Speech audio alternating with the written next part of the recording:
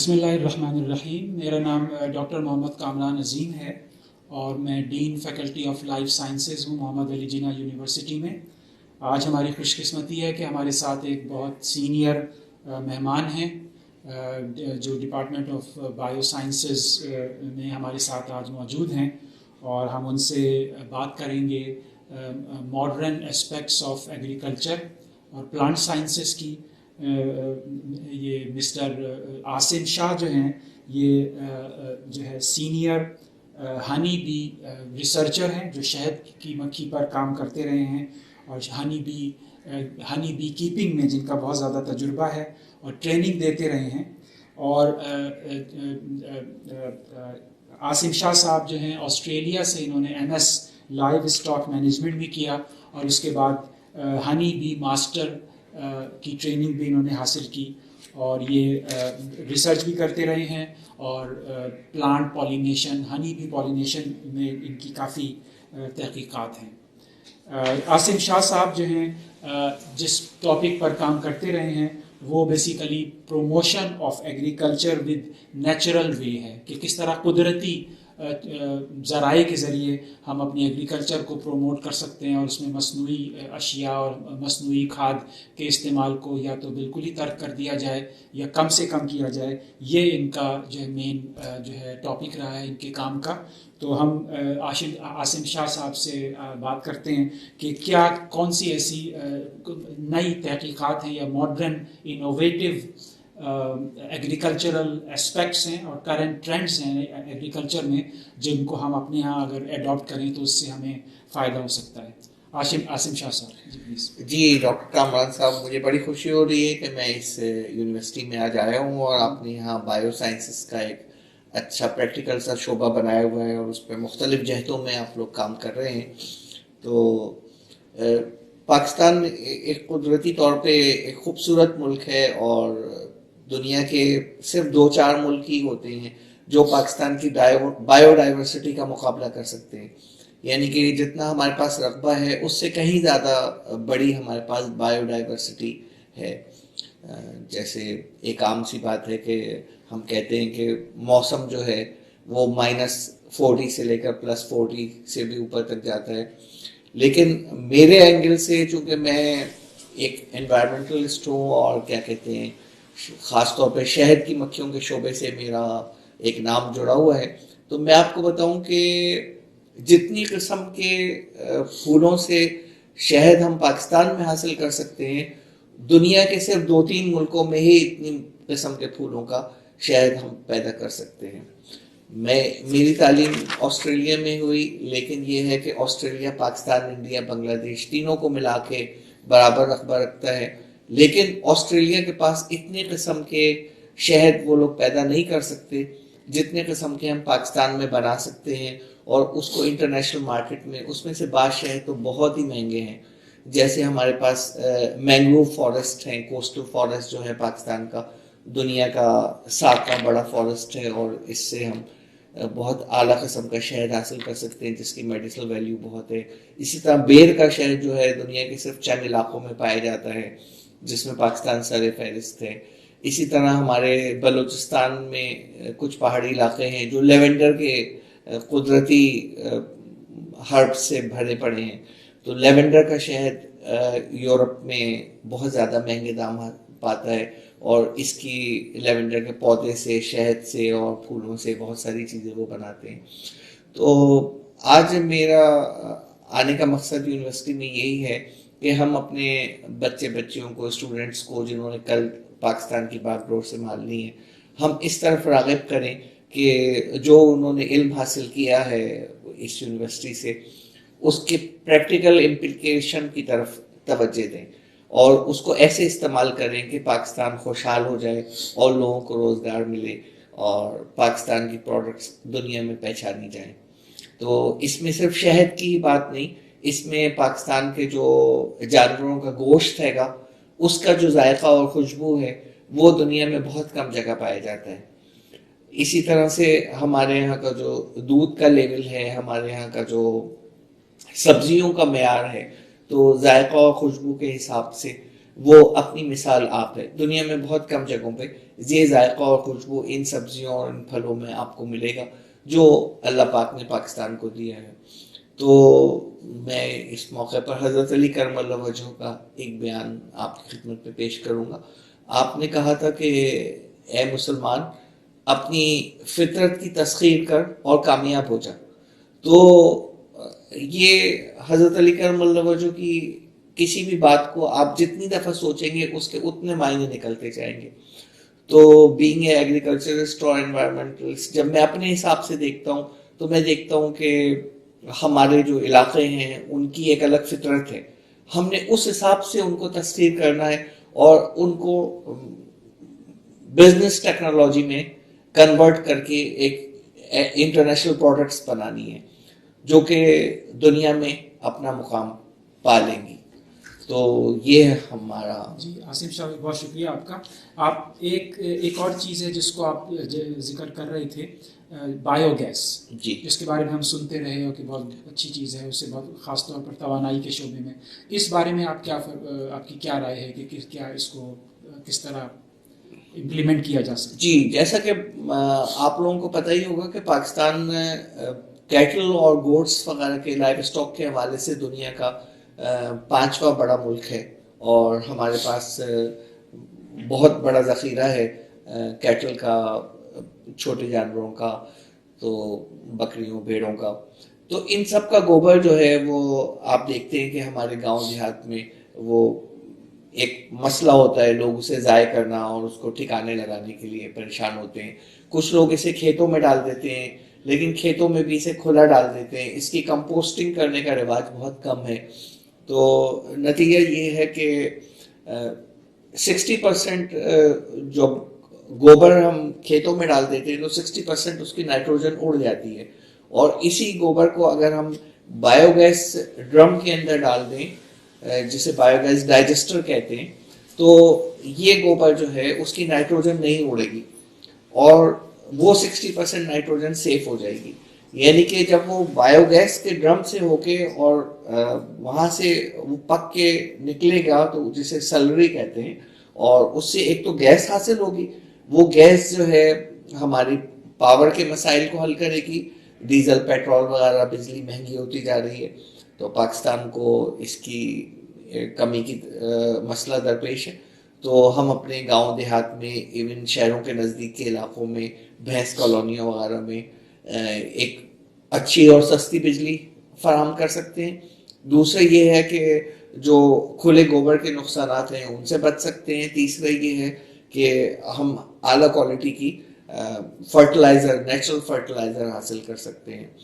اور آپ یوں سمجھ لیں کہ 60% جو نائٹروجن اڑ جاتی ہے اس کے بچ جانے کا مطلب یہ ہے کہ ایک ٹرک گوبر سے آپ 2.5 ٹرک کے برابر جو ہے نا نائٹروجن کھیت کو دے سکتے ہیں اگر اس کو بایو گیس سسٹم کے ذریعے جائیں. تو میں یہ بھی چاہ رہا ہوں کہ ہمارے نوجوان جو ہیں اس پہ تھوڑی سی پریکٹیکل ریسرچ کریں اور بایو گیس کے پروسیس کو سمجھیں اور ان چیزوں کو جو ہے وہ استعمال کرنا سیکھیں اور سکھلائیں اور اس کو ایک بزنس وینچر بنائیں. بالکل آپ نے صحیح فرمایا. ایکچولی یہ ہمارے ڈپارٹمنٹ آف بایو سائنسز میں محمد علی جناح یونیورسٹی میں جو ہمارے اسٹوڈنٹس ہیں جن کو جو پڑھ رہے ہیں جو کہ BS بایو سائنسز کر رہے ہیں اور پھر ماسٹر کا ایک جو پروگرام ہے پوسٹ گریجویٹ پروگرام وچ از MS ان بایو ٹیکنالوجی, اس میں اس طرح ایسے کورسز ہیں جن کا focus applied in business technology کے اوپر ہے, کہ جس میں یہ اس طرح کی جو ایگریکلچر سے ریلیٹڈ اور ہیلتھ بایو ٹیکنالوجی سے ریلیٹڈ, انوائرمنٹل بایو ٹیکنالوجی سے ریلیٹڈ کورس کرتے ہیں تاکہ ان کو پھر وہ اسٹوڈنٹس اپلائی کر سکیں in the society for the betterment of the society. اور ان کی جاب کے حوالے سے بھی اگر وہ کہیں وہ جاب کرتے ہیں تو اس میں بھی ان کے لیے ملازمتوں میں بھی مددگار ہوتی ہیں. اور اگر وہ انٹرپرینیور بننا چاہتے ہیں آپ کی طرح आसिम शाह साहब की तरह, तो वो उसके लिए भी उसकी भी ट्रेनिंग है और बाकायदा एक कोर्स है जो हम अपने स्टूडेंट्स को कराते हैं जिसको हमने नाम दिया है बायो एंटरप्रेन्योरशिप, जिसमें बायोटेक्नोलॉजी बायोटेक बेस्ड एंटरप्रेन्योरशिप के ऊपर फोकस होता है, जो कि हमारे बिजनेस एडमिनिस्ट्रेशन के जो टीचर्स हैं वो हमारे स्टूडेंट्स को पढ़ाते हैं। ये तो आपने बिल्कुल सही फरमाया। मैं मेरे ज़हन में ये है कि हम आम तौर पर हमने देखा है कि पाकिस्तान में जो शहद मिलता है वो ज़्यादातर पंजाब में या सरहद में केपी में पैदा होता है, और ज़्यादातर यही सोच है कि पंजाब के शुमाली इलाकों में और केपी में कश्मीर में ऐसी सूरत ऐसे मौसम है और वहाँ चूँकि सब्ज़ा ज़्यादा है, बारिशें होती हैं, तो वहाँ का मौसम और वहाँ की ज़मीन ज़्यादा मुनासिब है शहद के लिए। सिंध में अक्सर इसकी तरफ तवज्जो नहीं, ख़ास तौर पर बी कीपिंग फार्मिंग में के ऊपर। इस बारे में आप क्या कहते हैं कि किस तरह सिंध में हम बी कीपिंग को प्रमोट कर सकते हैं? जी, आपकी ऑब्जर्वेशन बिल्कुल सही है। असल में ट्रेडिशनली स्वात, हरीपुर और पेशावर के नवा में बसने वाले कुछ लोग जो हैं वो मक्खियाँ अपनी दीवारों के अंदर सुराख कर देते थे, तो जब बर्फ़ पिघलती थी तो मक्खियाँ नीचे से ऊपर के इलाकों में जाती थी और वो उन सुराखों से, उन मटकों से जो दीवारों में बनाए होते थे, वो महफूज पनाहगाहें बना लेती थी और उससे अपने छतें बनाती थी। आहिस्ता आहिस्ता वहाँ के लोग थोड़ा सा ये फन सीख गए। लेकिन मैं आपको बताऊं कि शहद की मक्खी का ताल्लुक सब्जे से बिल्कुल भी नहीं है। शहद की मक्खी का ताल्लुक फूलों से है, और बहुत सारे जो फसलें होती हैं वो उनके फूल कम आते हैं, और जो आते हैं उसके अंदर नेक्टर नहीं होता, तो वो शहद की मक्खियों के काम के नहीं होते। तो और जैसे मिसाल के तौर पर सिंध में बदीन घारों से लेकर और बदीन खोसकी तक तकरीबन 1 लाख एकड़ पे सनफ्लावर लगती है। तो ये सनफ्लावर का फूल जो है वो शहद की मक्खियों के लिए बेहतरीन जरिया है खुराक का, और उसको यहाँ से पोलन ग्रेन भी मिलता है और नेक्टर भी मिलता है। पोलन ग्रेन से वो अपने बच्चों को पालती है, और पोलन ग्रेन को जो है वो कलेक्ट करके बी कीपर जो है वो एक महंगी प्रोडक्ट के तौर पर बेचते भी हैं, और शहद और नेक्टर से मक्खियाँ बहुत अच्छा शहद बनाती हैं, जो कि सनफ्लावर हनी दुनिया का अच्छा महंगा शहद समझा जाता है। और इससे कहीं ज़्यादा, इससे 4 गुना ज़्यादा फ़ायदा जितना शहद की मक्खी वहाँ रखने वाले को होता है, उससे 4 गुना ज़्यादा फ़ायदा उस ज़मींदार को होता है जिसकी ज़मीन पे सनफ्लावर लगी होती है। क्योंकि जब मक्खियाँ बैठती हैं उस पर अपने नेक्टर कलेक्शन के लालच में, तो उनके पाँव पे नेचर ने ब्रशेस बनाए हुए हैं। वो ब्रशेस पे पोलन ग्रेन इधर से लगता है, उधर जाते हैं, एक फूल से दूसरे फूल, दूसरे फूल से तीसरे फूल ट्रांसफर होता रहता है, और ये पॉलिनेशन का अमल जो है वो फसलों में इजाफे का बाइस बनता है। तो ये एक फिनोमेना है जिसको सारी दुनिया के बॉटनी पढ़ने वाले, ज़ूलॉजी पढ़ने वाले लोग हमेशा से जानते हैं, और किसान भी जानते थे, लेकिन इसकी बेदारी नहीं थी। मैं आपको मिसाल दूं, अमेरिका जैसे पढ़े लिखे मुल्क में आज से 30 साल पहले कोई पॉलिनेशन के लिए मक्खियां मंगवाता नहीं था। पता था लोगों को, लेकिन इसकी बेदारी या अवेयरनेस या शऊर नहीं था। तो वहाँ की गवर्नमेंट ने इस पे बहुत मेहनत की, वहाँ के बी कीपर से और एग्रीकल्चर साइंटिस्ट से, एग्रीकल्चर इकोनॉमिस्ट से मिलकर फार्मर्स के साथ एक इंटरेक्शन किया और बहुत सारे ट्रायल किए, और जब मक्खियाँ रखवाई फार्मों पे, मकई पे, सूरजमुखी पे, प्याज का जहाँ बीज बन रहा था, एलमंड का जहाँ भी पैदावार हो रही थी, तो उन तमाम चीज़ों पे, और जब पैदावार में इजाफा किसान को नज़र आया, तो समझ आया नहीं, जब नज़र आया तो किसान ने डिमांड पैदा हुई कि मुझे शहद की मक्खियाँ चाहिए फ्लावर्स की ब्लूमिंग के वक्त। और फिर जब उसने शहद की मक्खियाँ डिमांड की, तो बी कीपर ने आज से कोई 25 साल पहले पहली दफ़ा अमेरिका में कहा कि नहीं, मेरा तो क्या कहते हैं, प्लान नहीं है आपके इलाके में इस मौसम पे मक्खियाँ रखना, मेरा तो शहद की पैदावार शायद कम हो जाए। तो फार्मर ने कहा कि ठीक है, तुम कुछ पैसे ले लेना। उसने कहा कि मैं $60 लूंगा। उसने कहा ठीक है, $60 फ्री डिब्बा 1 सीजन के मैं दे दूंगा। اور یہ پہلا ہنی بی رینٹل کا معاہدہ تھا جو آج سے پاؤ صدی پہلے امریکہ میں ہوا، جو کہ زمینداروں اور مکھی والوں کے درمیان تھا. یعنی کہ پہلی دفعہ آج سے صرف 25 سال پہلے امریکہ میں اس کا شعور آیا کہ اس سے کچھ فائدہ ہو سکتا ہے. اور جب اس کا فائدہ ہوا تو آج $100 پہ بھی مکھیوں کا ڈبہ نہیں ملتا. آج زمیندار کو، کسان کو اس کے فائدے پتہ چل گئے. تو پاکستان میں اس طرح کے بہت سارے پروجیکٹس کی گنجائش ہے، پولینیشن کے حوالے سے، شہد کی مکھیوں سے ویلیو ایڈیشن کی چیزیں حاصل کرنے کے لیے. جیسے شہد کی مکھیاں صرف شہد نہیں دیتی، میں تو چونکہ شہد کی مکھیوں سے محبت کرتا ہوں تو میں لفظ شہد کی مکھی کے خلاف ہوں، کیونکہ شہد کی مکھی کو شہد کی مکھی کہنا اس کی بے عزتی ہے.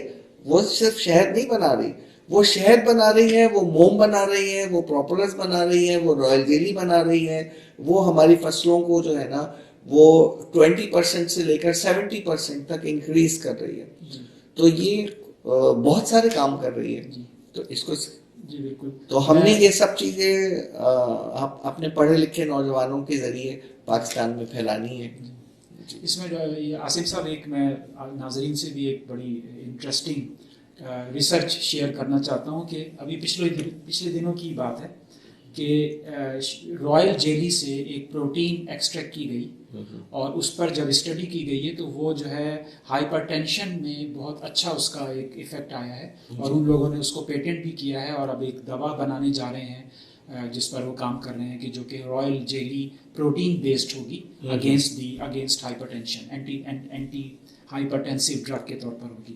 بہرحال میں ایک آخری میں آپ سے پوچھنا چاہتا ہوں اس موقع کا فائدہ اٹھاتے ہوئے کہ ہم لوگ کراچی میں رہتے ہیں. کراچی ایک میٹروپولیٹن سٹی ہے اور پھر آبادی بہت زیادہ ہے اور بلڈنگز ہیں، اپارٹمنٹس میں لوگ رہتے ہیں، مکانات میں رہتے ہیں، سبزہ کم ہے اور یہ شہر بڑھتا چلا جا رہا ہے، پھیلتا چلا جا رہا ہے چاروں طرف ایک غبارے کی طرح سے.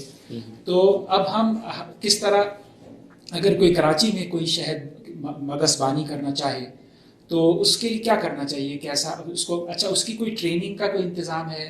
کوئی اس کو کوئی کس طرح، کیونکہ یہ ایک سوال ہوتا ہے کہ کیسے شہد کی مکھی کو ہم ٹرین کر لیں یا اپنے یہاں اس کو جی اس کے لیے کتنی جگہ درکار ہوگی؟ کیا کتنا بڑا اس کے لیے آپ کو پلاٹ چاہیے، جگہ کتنی چاہیے؟ کیا بغیر کسی کھلی جگہ کے بھی ہو سکتا ہے؟ چھتوں پہ کیا جا سکتا ہے؟ بالکونیوں پہ کیا جا سکتا ہے کہ نہیں یہ کام؟ اس طرح شہد کی مکھیاں رکھنے کے لیے بہت تھوڑی سی جگہ چاہیے. جتنی بڑی یہ ٹیبل ہے اتنی بڑی جگہ میں ہم 2 سے 3 ڈبے جو ہیں وہ شہد کی مکھیوں کے بآسانی رکھ سکتے ہیں. اور وہ مکھیاں جب فلائی کر کے جاتی ہیں تو وہ آدھا پونا کلومیٹر کے ریڈیس میں خود اپنے لیے غذا تلاش کر لیتی ہیں. وہ پڑوسیوں کے درختوں، پودوں، پھولوں پہ جب جا کے اپنا بیٹھتی ہیں تو اس کو کہیں نقصان نہیں پہنچاتی. اور شہد کی مکھیاں ہم شہروں میں کیوں پالیں؟